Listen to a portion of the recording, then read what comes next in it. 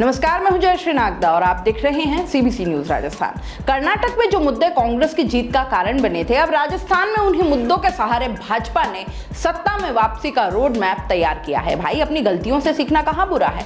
कर्नाटक में कांग्रेस ने भाजपा सरकार के खिलाफ सबसे बड़ा मुद्दा जो था वो भ्रष्टाचार को बनाया था। अब वहां 40% कमीशन का नारा देकर कांग्रेस ने बीजेपी को सत्ता से बाहर का रास्ता दिखा दिया।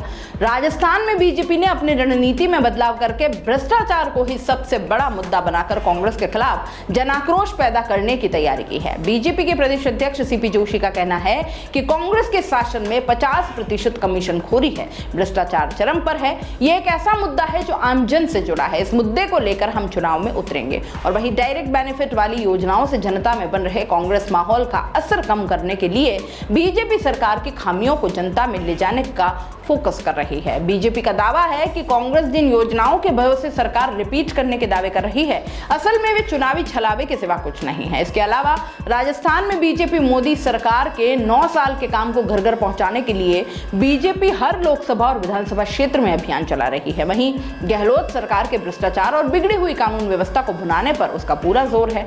सरकार को घेरने वाली इन्हीं मुद्दों को आगे रखकर बीजेपी ने 13 जून को जयपुर में सचिवालय के घेराव की घोषणा की है। भाजपा मुख्यालय पर सभा के बाद बीजेपी के बड़े नेताओं के नेतृत्व में सचिवालय को घेरा जाएगा। बीजेपी का यह मानना है कि राजधानी में होने वाले इस घेराव से पूरे प्रदेश में कांग्रेस के खिलाफ माहौल बन जाएगा। काफी समय बाद ऐसा हुआ कि राजस्थान भाजपा के सभी दिग्गज नेता एक मंच पर मौजूद हुए। बीजेपी की सेंट्रल लीडरशिप की ओर से राजस्थान में जिन नेताओं को लोकसभावार जिम्मेदारी दी गई है, उनको भी कांग्रेस के भ्रष्टाचार और आमजन से जुड़े मुद्दों को ज्यादा से ज्यादा उठाने के लिए कहा गया है। सभी लोकसभा क्षेत्रों में चल रहे कार्यक्रमों में कांग्रेस सरकार के खिलाफ महिला अपराध, किसानों की कर्ज माफी, युवाओं से जुड़े पेपर लीक और परीक्षाओं में धांधली जैसे मुद्दे खासकर फोकस किए जा रहे हैं। बिजली उत्पादन के लिए कोयला खरीद में गड़बड़ी, आईटी के ठेकों में भ्रष्टाचार और पेयजल प्रोजेक्ट्स में धांधली के मुद्दों पर कांग्रेस सरकार को बीजेपी घेर रही है। भाजपा के जानकार नेता अंदर खाने ये मानते हैं कि कांग्रेस सरकार की फ्री बिजली, 25 लाख तक मुफ्त इलाज और सामाजिक सुरक्षा के तहत पेंशन सहित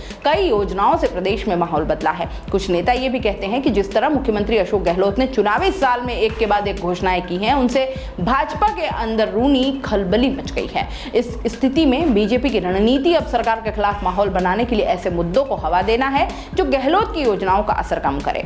चुनाव से पहले भ्रष्टाचार, परीक्षाओं में धांधली, किसानों की संपूर्ण कर्ज माफी और महिला सुरक्षा जैसे मुद्दों को बीजेपी अपने प्रमुख हथियार के रूप में इस्तेमाल करेगी। राजनीतिक विश्लेषक लक्ष्मण बोलिया कहते हैं कि इस बार कांग्रेस की योजनाओं का लोगों में असर है। सरकार के खिलाफ एंटी इनकम्बेंसी की जिस संभावित स्थिति से हर बार चुनाव से पहले विपक्षी पार्टी को जीत की राह आसान दिखाई देती थी, वो इस बार उतनी आसान नहीं है।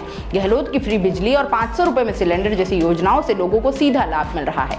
बोलिया कहते हैं कि सरकार के खिलाफ ओवरऑल ऐसा कोई बड़ा मुद्दा नहीं है जो बीजेपी के पक्ष में जाता दिखाई दे। हाँ, उसके विधायकों के खिलाफ उसके क्षेत्रों में एंटी इनकम्बेंसी जरूर है।